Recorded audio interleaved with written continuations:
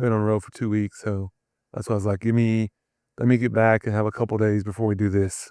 So thanks for being patient. Nah, too easy. But like, how like where'd you go? I saw you were in Georgia, and like, We were went to Athens, played Georgia there for one match. Got up the next morning, drove to Knoxville, which I hadn't been to Knoxville since 1989, a long time. So played the match there, and then came home, flipped around. A couple days later, went to South Carolina for a big tournament. Just got back on the afternoon. We played 3 matches out there and won the tournament. So it was good. so Fun time. so explain to me, like, so you've got like this big trip. You're doing lots of sports and new landscape of, NIL and Texas to the SEC. But like, take me back to when you're at Colorado and Boulder. Like, I not knowing a lot about at that times. Like, tell me about how that experience was, how you got into like strength and conditioning. Well, back then, that was back in my first internship was 94, so many years ago. Back then, Over 30, coach. yeah, right. I wish. Back then internships weren't a thing. Our profession was just kind of starting to take off in performance, or strength and conditioning back then is what we used to call it. Now it's performance. Back then you wore multiple hats. You did supplements, you fixed equipment. I ran errands for my boss. You worked with every team. There wasn't a specialization. Like if you were on staff, you worked with, back then we had ski, cross country, tennis, soccer. Everybody did football. And, we would have post collegiate athletes come in. You worked with them, and I mean, one of my funny stories always is I worked with an Indy 500, Indianapolis 500 race car driver. That's cool. The guy's name was Buzz, and was weak as water, and I had to help train him because he was somehow connected to our program back then. And so, man, I had my hands on a lot of different experiences with a lot of different athletes, and I look back and I'm so grateful because it gives you a good lens of how to work with different coaches and cultures kind of as your career progresses. So definitely much different. Back then, the big landscape was like, who's got the best equipment? Who's got the best platform? Who's got the best bumpers? Who's got the best training rack? That was the kind of the arms race was equipment. Now the arms race is technology. Who can track data? Who's got the sports scientists? Who can provide spreadsheets? I just had a conversation with one of my athletes coming before I came here on what we need to focus on for the summer. And it wasn't, we need to get our bench and squat back up. It was like, we need to work on your rate of force development. Very specific based off what we're seeing on the court and what we're seeing in some of the lifting and testing data. So way different landscape, but the number one goal hasn't changed. We got to win. That never changes. Sure. It's a W or it's an L. Yeah. L's, we got problems. W's, everybody's a lot happier. So just the tools have changed a little bit, but the game hasn't not changed. Oh, 100%. And I can resonate with that because one of my first mentors in the industry, he was like an older guy, similar age to yourself. And he was like, you got to do the equipment, you got to know. And I was like, why am I doing all this? And he said, well, when you become the boss, you will thank me for it, because when you're told to, hey, go and put this exercise bike on the sideline, there might be 300-400 yards in a ridiculous spot. But it's like, why would you do that? When you become the boss and you ask a silly request like that, you'll know, hey, I did that myself, and I don't need for the next person to do that. So it helps you understand like how to manage people too. But that gives me the importance of understanding like having good mentors at a young age. So at Colorado, like, who were your mentors there, and what did you learn from them to give you the platform to be who you are today as a strength coach? I mean, the biggest influence there for me was EJ Doc Crease, who passed away a few years ago, and had a tremendous just influence on my life as a coach, as an athlete, as a man. If everybody knows Doc, was super outgoing, probably a little crazy for sure. I think we're all a little crazy to be in this profession. But Doc, long story short, my dad connected with him. I was still playing football at Georgia back in the early 90s. And he trained me my junior year at Middle Tennessee State in Murfreesboro, Tennessee. And back then, Doc was one of the there's a small group of coaches that got to go over to Bulgaria for several weeks, the Eastern Bloc countries, and just watch them train in their training halls, ask questions, take notes. Doc was a part of that original group that went over and kind of picked their brain. And so Doc was one of I would say he was a part of that coalition that brought speed strength training to the U.S. And, nobody back then, it wasn't as widespread. Nobody was snatching. Nobody was cleaning, split jerks, doing plyos. Again, this is back late 80s, early 90s.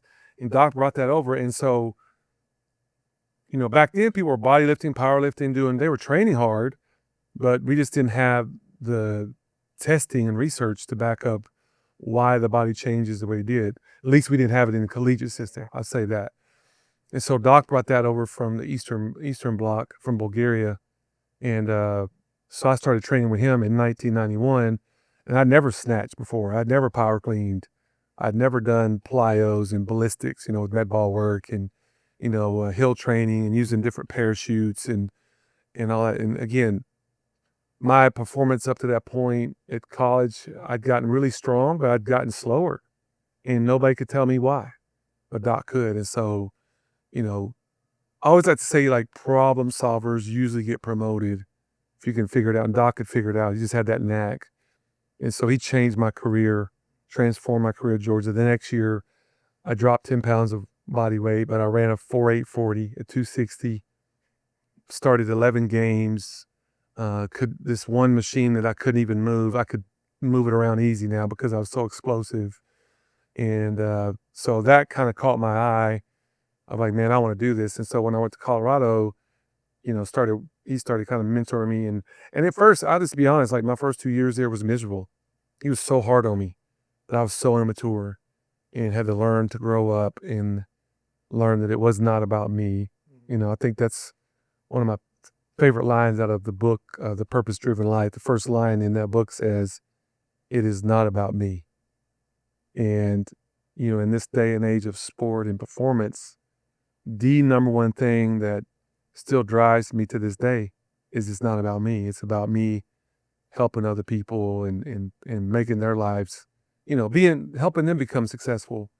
Now, again, don't get me wrong. I'm not saying that like in this false humility, like, no, I want to have a great career. I do want to take care of myself, but where I get significance is seeing other people succeed and then sharing in that. So I'd say Doc had a big influence. The other guy who's still coaching now is Dave Plettle, who's he's a strength coach for women's basketball at Florida State. He's been there, I think, since 2000. So we still talk. But those are the two guys that had a big influence. The other guy who would come and do seminars in Colorado, he's passed away too, but Fred Hatfield, the first man to ever squat over 1,000 pounds. I got to spend one-on-one time with him, which at the time, I did not realize how amazing that was. You look back and you're like, dude, this was a legend in strength conditioning. And Fred was crazy, for sure. You have to be. You put 1,000 pounds on your back plus, Yeah. first human being ever to do that in a meet. And so Fred had some influence on me too. So those were the big three, I would say, early on. Awesome. I love those stories, Coach. It's amazing. So would you say, because like in doing my research for this, I want to sort of get into asking questions that I probably have never asked you before, right? Get into like what makes, Coach Donnie Maib as a person and practitioner. So you've had all these really good mentors, good experiences, but there's something that came up a lot, and you've had a mention of like the weight room is your mission field. And I want to sort of delve into like, for you, what does that mean? And how do you go about providing the weight room as a mission field? Yeah, I'll give I've shared this before and taught, and this is a simple answer for me.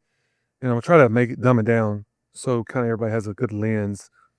There's a great book by a man by the name of Bob Buford, he's passed away many years ago, and the book's called Halftime. And long story short, he got into, he built the cable company, was a millionaire, was doing all these great things, but later on in his career, he's just miserable. He wasn't happy, and he couldn't figure out what was wrong. And so he came up with this kind of career lens called halftime. And it's a sport analogy. What do sport teams do at halftime? They make adjustments. Yeah. And so you take that same kind of timeline for your career. So you start your career in your probably early 20s. Most of us typically do. I know I was 23, 24. And when you start your career, it usually doesn't go great at first. Usually it kind of dips, Yeah, right? make a lot of mistakes. And then as you start to work hard and you learn and you grow, you know, trajectory starts to kind of trend up. It's called a sigmoid curve, right? It starts to go up. So somewhere around, you know, your kind of 50s, you start to kind of peak out and hit a ceiling. And then at some point you start to kind of dip again. You can see this in coaches. They'll kind of be really successful and you'll see they'll start to trail off. They're getting older and they don't know what to do. And so they just keep coaching. And so he proposes, as you start that sigmoid curve, you drop, and in your early 30s, early 40s, you're still climbing. Somewhere along there, start that second sigmoid curve where you'll drop again, right? So you've got the first one, start the second one. Is this one still going up? You start this dipping down, it's going down as this is going up. So when this starts to come down here, guess what's going back up? Your second curve. Yeah. So the first curve is all about you, your success, your titles, your money, your rings, your trophies. It's all about me, my career. But at some point, you've got to make this shift in halftime. It's your late 30s, mid 40s. It's all about significance. It's about giving back. It's about helping. It's not about you anymore. And so and again, that's what's helped me in my career, I feel like, is I've been able to apply that halftime principle in my life, doing podcasts, clinics, speaking. I'm doing more consulting and traveling now, but I'm still coaching. I'm in the trenches, but I can also feel a shift in my career. I'll have a new mission. For sure. And so, but my mission field doesn't change. It's still helping and serving athletes in sports. I'll just do it in a different capacity, but it's going to be significant, not success. Gotcha. And it's no secret that your faith is very important to you. Right. So within that first or second sigmoid curve, Yeah. where was that faith being more significant within your coaching as a whole? Where that started for you? That's a great question. I think this is a simple answer too for me. And it took me a long time to come to this conclusion I'm going to share. And the one line I love to share and talk about is your career is what you are paid to do, but your calling is what you were made to do, right? And so I believe, whether you're a person of faith or not, I believe every person has a calling on their life. And I know that's kind of a mystical kind of like, what does that mean? I believe I'm put on earth for a purpose. And typically it comes down to me serving somebody, helping somebody, creating a product, creating a service, providing counsel, support, encouragement, right? And so once you kind of figure out your calling, man, life becomes very fun, right? And so how do you know your calling? What are your gifts? What are your talents? What are your natural abilities that are just, man, I just do this with ease. They struggle with this. I do it ease. That's a gift in you. Yeah. That's a talent, right? And if you'll start to polish that, and what you'll find out when you do something really well and you're good at it, you feel pretty good about it. Yeah, 100%. Right? That famous line of, I think, have you ever seen, I forget the name of the movie. It'll come to me in a second, but he's a runner, right? He's wanting to go to the mission field and take the gospel of his faith into missionaries over in Europe. And he's having this conversation with I think it's his wife in the movie. I think it's Chariots of Fire is the name of the movie. Oh, yeah. And he's like, look, I'm struggling with this call on my life. I know I'm called to the mission field, but here's what he says to her. He goes, but when I run, he goes, I feel his pleasure. I feel God's pleasure. And so I think your calling, oftentimes we get kind of quirky with it. Like, what are your gifts and talents? And what are you, maybe you're good at, like, I don't know, I love Cameron Haynes, you know who that is? He's the big cross-country bow. He shoots a bow and arrow. Okay. The guy's good at like running distance and training and shooting a bow. He's like world class, but he enjoys doing it. I mean, I think that's part of his calling. He's having a lot of impact on a lot of people through those vehicles, right? And so, again, everybody's calling is a little different. I think Bobby Bowden, I think he's got a book called Called to Coach. So I believe coaching is a calling, and it's not just, yeah, you can make money. Again, I think, I know I'm kind of belaboring this a little bit, but I had a friend of mine. She had a big corporate job, drove a Mercedes, making tons of money, had a corporate C-suite office. It was miserable. She took a trip over to, she went over to India and visited, she got sucked into this like trip to go visit these orphanages. And this one little girl clung to her one night, would not let go of her. So she had to put her down. She had to go back to the US. She goes to put her in the bed, and she didn't realize the bed was wooden slats. It didn't even have mattresses. Her hip hits the wooden slat, makes this huge knock. And she said that was the knock of God. Like wasn't an audible voice. She goes, there's my calling. She quit her job, started, it's called the Miracle Foundation here in Austin. And her name's Carolyn Boudreau is her name. I know her and her husband, Ed. And she just switched her whole career to a calling to build orphanages over in India for kids that don't have a family. And she loves it, you know. And again, but your calling will have a lot of significance in it. You'll get a lot of fulfillment from it, and you won't feel empty. You're just taking that out of my mouth, Coach. Right. That was amazing, because I was actually going to say, when I first started noticing something special about you as a person rather than a coach was, and I think I talked to you about it before, you did a play interview with Ron McKeefery, and you talked Right. about the 5 glass balls, Yeah. how that you have multiple balls within your life, and some that you can drop, and you know you can get them back, and others that you can't, particularly the family. Mm-hmm. Then you talked about, you know, fulfillment, and there's a lot of people within this industry that, you know, sometimes jobs can be like an abusive relationship. You want to leave, then they go, hey, we love you, we're gonna throw more money at you. Oh, I can't leave now, you know, and you try to find a way out. We talked about your faith, and you are an ordained minister, and you officiate weddings and everything like that. I know there's a lot to throw at you, but my whole point is, out of all of that, what gives you the fulfillment within your life? Because we are all searching for fulfillment and people and gratification. Some people chase that. Others are just comfortable staying still and wish they had gained that fulfillment. But for you, what is that? Yeah, to me, it's simple.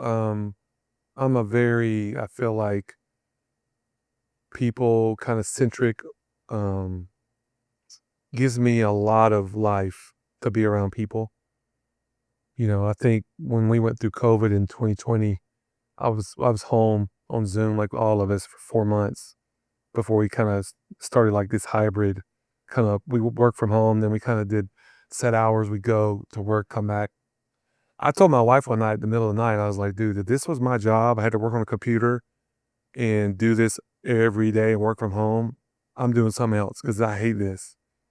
I need to have conversations. I need to laugh, create memories, you know, have moments, right, where you just look back. Because you learn the most, you know, to me, you get, there's just so much fulfillment and joy in life from the relationships.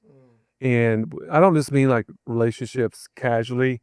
I'm talking about people that know me. There's some trust there.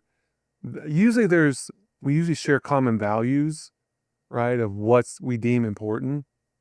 And to me, I think part of those relationship is that they value you personally, and it's mutual. It's not just, I think, you know, there's four types of relationships, right? I love to kind of share this. Relationships can add to your life positively. They can add, they can subtract negatively. They can divide, or they can multiply. And so I really, you know, you want to stay away from relationships that are negative, they're taken away, they're always taking from you or dividing your life. I want to get around more people that they're going to add to my life and multiply my life. It's going to be win-win. And so for me, it's not just relationships, but getting in the right environment of the right people that we share common values and common goals, and we're all pushing for that same thing. Now there's synergy, there's excitement, there's significance and energy behind that. That makes me go to bed every night with a smile on my face and wake up ready to do it again. So That's I'm really taking my breath away. It's amazing. These are a lot of like really good messages for young coaches to listen right, to. So you've written a couple of books that you mentioned, and you big into the leadership and the motivational. right. Like, tell me from your perspective, like what is leadership to you, and how would you, if I was a young coach in your midst, 20, what advice would you give me from a leadership standpoint, how I can display onto others? I would think first, and I'd say to anybody listening to this, and this goes for me too. I'm talking to myself here. Like leadership is not a title. I've seen people with like really big titles that are not leaders, and so there's a little bit of a slippery slope of that. Like you start talking about leadership. I think at the end of the day, if you're going to be a leader, you're going to be a catalyst. You're going to make a difference. And I like that because now you can be an intern. You can be a part-time. You don't have to have a title to be a leader, right? And so I can go into a department and and again, this is what I love about this kind of thought and process of this. I can go in there and be a servant leader. Like I'm going to come and serve you. I'm going to serve your staff and I'm going to serve this weight room, this university. Again, it's not about me. And you'll gain more authority and credibility and weight with people just by serving, just by saying, hey, I'm here to help. Now, you'll eventually get the weight and credibility. The titles will come. Yeah. The worst thing I'd say the worst thing you can ever happen to somebody's like, well, why should I listen to you? Because I'm the boss. That's like the lowest level of a leadership is like just my title. I have to motivate you because of my title. Hopefully you can have more influence and rapport because you've served, you've been loyal to somebody, you've invested in them and been that leader. So if you're going to be a leader, you're going to be different. John Maxwell says they're get it done and then some kind of people. You're going to make it. If somebody asks you, go, hey, I need you to make sure these cubbies are organized and cleaned up every day. Well, if you're a catalyst, you'll make sure they're organized, and if the paint gets chipped, you're going to fix that and make sure when people come in, there's a system. Like, come up with more ideas than just that's great you're doing what I'm asking you, but what more could you do? And I think that's what a leader will be, a catalyst to make things change and not just sit around and wait for somebody to tell them what to do. I think that's what separates them apart. For sure, yeah. And you've been parts of many national championships in your career. And Right. I always think of it as like, it's not luck. Like you make your own luck. You put yourself in a position for not only for you to succeed, but obviously more importantly for your athletes to succeed.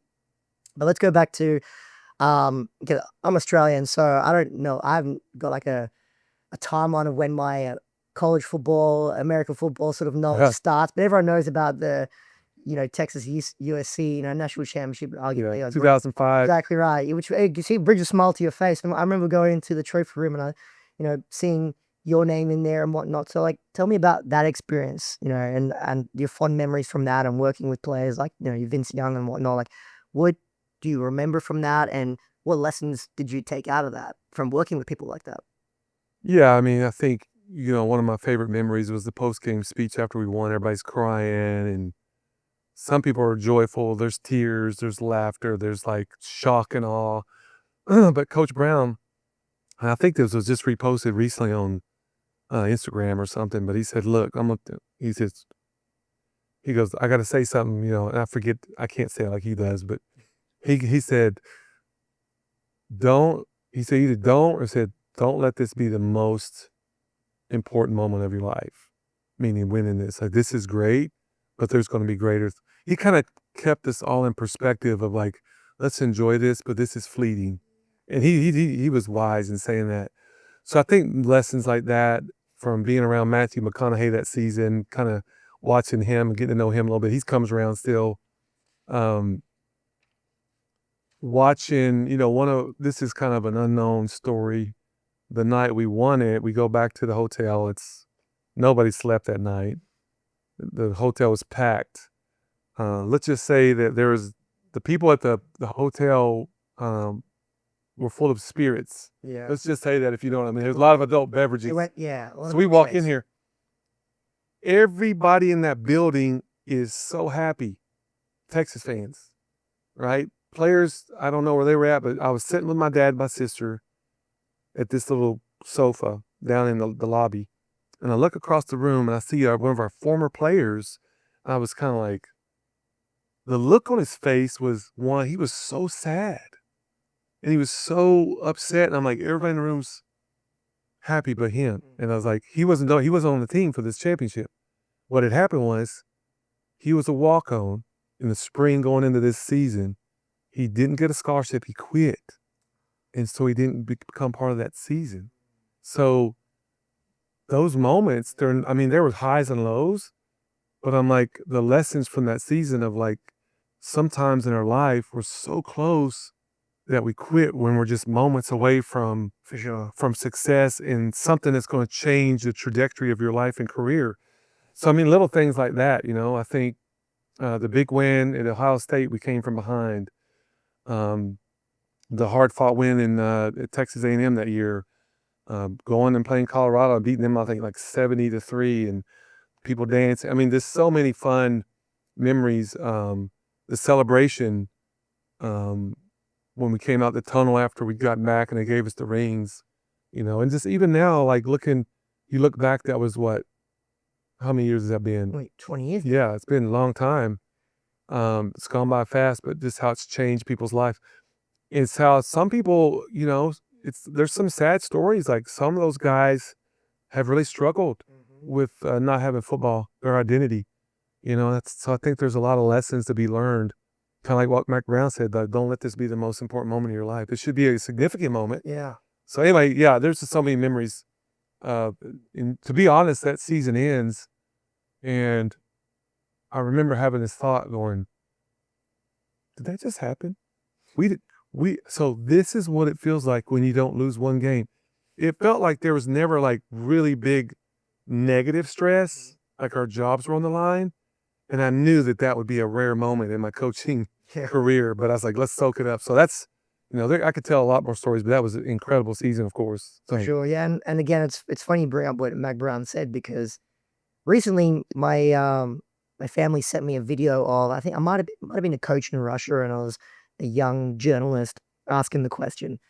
I think it was like a star player. I was like, hey, your star player is, taken off the semifinal.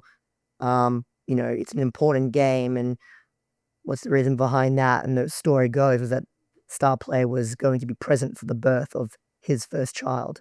And the coach was like, well, basketball isn't the most important thing in the world. Yeah, there will be pressure on my and his end for him to not be in this important game, but wait till you become a first-time father yourself, you realize this is insignificant in terms of what the pressure of the sport versus the pressure of being a father, right?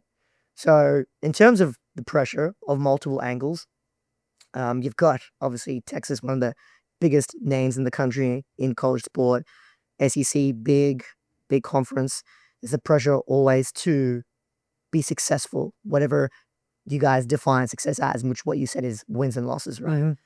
So how, as you as a coach, deal with that high level of pressure, and how do you help your athletes cope with that too? Because essentially, these are young kids. They're getting paid, in some cases, a lot of money. In some cases, they're getting paid nothing, but they're still asked to achieve at a high level. Otherwise, there are consequences. So how do you go about, for yourself and for your athletes, to help cope in that situation? Yeah, the pressure is it's unrelenting. It's always there. And I think to me, it always comes back to how do you view pressure, right? Some pressure that would crush somebody actually motivates another person. So I do believe Texas takes a unique individual to be on those teams that again, I would say, I don't know if the words thrive, but they can handle it. They can handle the weight of the pressure and responsibility. And the ones that can't, that's usually, it's usually not the right place for them. And that's okay. I'm always like, dude, if you're not supposed to be here, then, we need to find the right spot for you. That's the reality. And you shouldn't shame people or make them feel bad. So, but But we do got to have the people here that have a unique blend and gift of they want to be the best, they want to be elite, and they want to win a championship. They're not just here to get a hamburger, ride the bus, take the photo, put on the jersey. That's not why you come to Texas. And then again, if you do that other places, there's nothing wrong with that. But at the University of Texas, it's all about performance and excellence. High performance, elite performance, and excellence. That is the standard. It will never change. It never has changed. And if you don't meet it, your career is pretty short. Yeah. So, and that's just, and we don't apologize for it, and sometimes it can be, a little daunting because it can be stressful, especially with the portal and the change of how the rules are happening. It can be challenging, but to us, we see pressure as a privilege. Yeah. It's not something that we look at, do you want to be at a place where they don't put pressure on you to win? No, I'm good. I want to be at a place where they demand and expect the best from us to be the best. Because then that way we're going to do things we never thought we could. For sure. And recently you had Alexander Volkanovski. I'm not sure if you're a UFC fan or not, but he's a featherweight, and he came across and said adversity is also a privilege too. That you can thrive in that adversity, and like similar to the pressure where you can be knocked down and come back and use that as like a catalyst to reclaim, in his instance, a world title. That these are all obviously things that we tell our athletes in order to like try and practice what we preach to, but you've obviously got your own family, your own doors. Our athletes of themselves. Like, do you separate the coach and the father, or are they sometimes one and the same? If you had to bestow these messages to your own family. No, great question. This is my conviction on this and belief. You cannot compartmentalize character. Hopefully, I told this to one of our staff members a couple days, or interns, I think it was. I was like, if I'm a better dad, if I'm a better husband, I'm a better coach. And if I'm so consumed with my job and career that I neglect my wife and don't have a relationship with my kids, then my personal belief and conviction is it makes me I'm not a good coach, as good as I could be. One of my favorite definitions of success is this. It's simple. To have the love, the respect, admiration and trust of those closest to me, right? And so I want my family, just like I want my coaches and athletes to trust me and respect me. I want to have the same with my wife and children. And so I believe you can have your cake. You can be a great father and husband and you can have both, but it does take some work-life. I don't think work-life balance is necessarily the right word. People use that a lot. I think it's a little bit more of work-life integration, right? And you kind of have to play with the different pendulum swings of there's times I'm not home at all. Yeah. But when there's times I can be home, I need to get my butt home. Sure. And so I don't need to just stay on work all the time. And so I think there's got to be, again, that goes back to the original question on calling. You have to have my spouse, my wife, Karen, is an incredible wife and mother for us and leader to our family. She carries the brunt of the weight, and she does it like a boss. And she puts up with me, so she's a saint mind. So it takes a very special spouse to be married to a coach. She's done it with such grace, and I give her a ton of credit. So for being able to do that for us. For sure. And unfortunately, like we're an industry where, like you said, we are away from home a lot. And what would be the advice that you give to coaches that, are young and have partners that may not understand the industry as well as maybe your wife does, and they're in situations where there is a little bit of tension? Like, what advice would you give them for their partners? I think when that question, I've thought of this a lot, and I think the number one thing is the most important thing between me and my wife is that she trusts me, especially when you're traveling. What do I mean by that? Well, where are you at? What are you doing here? Who are you hanging with? And so I'd say I'm transparent. She can track me down. We've got the little Life 360 app. She can track me down. Got a little ankle bracelet there, do you, Coach? What's that? You got a little ankle bracelet. Right. I've got a little tracker. But I resisted that at first. I'm like, fine, I'm not hiding anything. You can see where I'm at. Anyway, it's funny now, but I think just you need to build trust with your partner and spouse, whoever that may be. build trust, communication. I think checking in with her regularly of like where I'm at, what am I doing, not because she's paranoid that I'm doing something wrong. I just want her to be at peace. You know, I'm a guy that like when I travel, I like to have somebody. If I go to a conference, I want one of my other coaches, guys, for us to share a room. You know, Billy Graham was like that when he would travel. You know, Billy Graham he wanted to keep integrity in his ministry. So he had his contract. The female couldn't pick him up alone at the airport. He couldn't be alone with a female. He'd stay in hotel room blocks with all the other guys on his ministry team. He just wanted to put some boundaries in place, some protection to protect his integrity with his marriage, but also his integrity and character to the world outside. For sure. And today you really can't hide anything. And so there's some boundaries or hedges of protection you can put in place to protect if you value your relationship, so that you protect that trust, and there's some trust and transparency when you're out traveling a lot, that they know that you're behaving and acting right. And I'm not saying you can't have fun. I'm not saying that, but you do need, depending on who you are. And I've been on these coaching trips and see some of these guys acting crazy and doing stuff they shouldn't be doing. I mean, that's their choice. But I've also seen guys literally ruin their marriage and their careers doing dumb stuff. If they would have put some boundaries and hedges in place, they would have preserved their career. Yeah, definitely. And when did you have the light bulb moment for yourself? Because obviously you were young at one point. You were doing all the stuff that all these other coaches, I wouldn't say the nefarious stuff, but like we were all rat bags. I was a menace when I was in my early 20s, for sure. I did a lot of that. But when that light bulb moment come on, and say, hey, well, this is going to be something that I shouldn't be doing, and moving forward, I need to act in a particular way. I mean, my dad, again, my dad passed away in 2011. He would tell you this if he was sitting here. He had multiple affairs, and when you see that happen in your own family, I saw it happen in coaching multiple times. You start seeing you see the fallout and aftermath of where that leads. Again, I'm not judging them for doing that, but I just knew for me, I don't want to have a life like that. So what can I learn from them to help my life be better? Again, I promise you, I'm not saying I've made mistakes too, not with affairs and stuff, but just acting a fool when I was a young coach, that I realized like, hey, I need to make some changes in how I'm leading and when I'm alone and traveling and stuff, and put some boundaries in place that will protect There's a book by Jerry Jenkins called Hedges, Loving Your Marriage Enough to Protect It. And he goes through like 6 different hedges you can put in place about how you can protect your marriage to keep yourself. And he opens up that story like this guy ends up hanging out with, again, my big rule on this, and it's pretty simple. If you're a guy and you're married, really probably don't ever spend one-on-one time alone with another female. It just breeds intimacy. I don't care what you say. It's that kind of funny question, like, can girls and guys be friends and that's it? I don't believe you can. That's my conviction.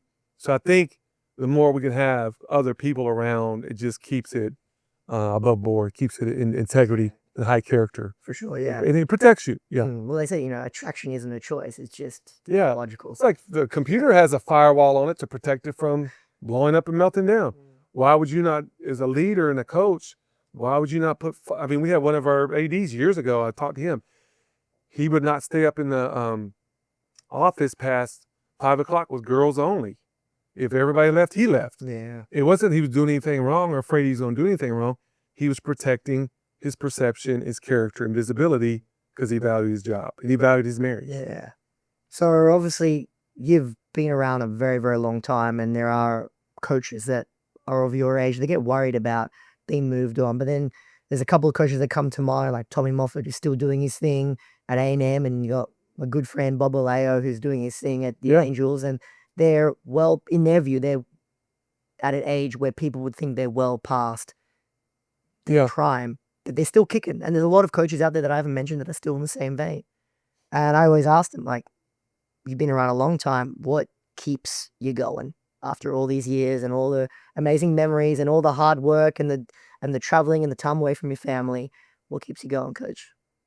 Yeah, I mean, at the end of the day, like, what else would you be doing? You know, I mean, um, if you get I still think you you need to evaluate that yearly as you get a little older. Like, do I still enjoy doing this? And if you still do, you know, I think that you stick with it as long as you can. I think Nick Saban kind of touched on this recently. The reason he retired was like that last year that he did it was it took so much energy and effort to get to where they got to in the playoffs. He just didn't have it anymore. He felt like he's like, it's time for me. It just takes more energy than I. So I think it's more of a capacity thing with everybody. That's individualistic. So if you have the capacity for it and the energy, and you bring a lot of joy, and you can still do that at a level where you're not taking away from the people you're helping, you can stay in it. But maybe you need to kind of pivot and do that in a different capacity or change your role. And I know our AD here, the Lost Odds at Texas years ago, as he got kind of later in his career, they changed up kind of how he was structured, his day-to-day responsibilities, and he got different people in place so he didn't have to carry as much weight. So there's ways you can make adjustments and create different positions and lanes you can run in your career as you get older, if you still enjoy it. You don't have to be the grind. So I think it's going to come down to what's your capacity, do you enjoy it, and can you still provide the level of excellence to the people you're serving? If you can do that, then you stay in. If not, you need to probably make some adjustments. Yeah, I got you. And obviously, just to wrap it up, for you as a coach, a father, a friend, a man of faith, what would you hope that your lasting impression is on the people around you and people you come in contact with? Yeah, I just would hope that people would say, man, my life was better from knowing Donnie, from working with him, and the lessons he imparted into me, I'll never forget. I'll pass those on to my kids. So that's hopefully, you know, the greatest, I think, compliment any leader can have or person is that you keep living beyond the grave, right? You look at Martin Luther King Jr., he's still influencing people from the grave. So hopefully your impact has a ripple effect for multiple generations. And that's all my only hope and prayer and goal is that it would impact not only the athletes I serve, but their kids and their children's children for generations, hopefully. That would be my goal. That's awesome, Coach. And I know myself and my colleague who's sitting over there has learned a lot today about you and appreciate you coming on. Oh yeah, this is I love talking. I could talk about this all day, and thank you for the invite. We'll have to get you back. We got a Valentine share. We got one of these bad boys for you, but appreciate you. Thank you so much. You're welcome. Thank you, Coach. Awesome. It's a pleasure.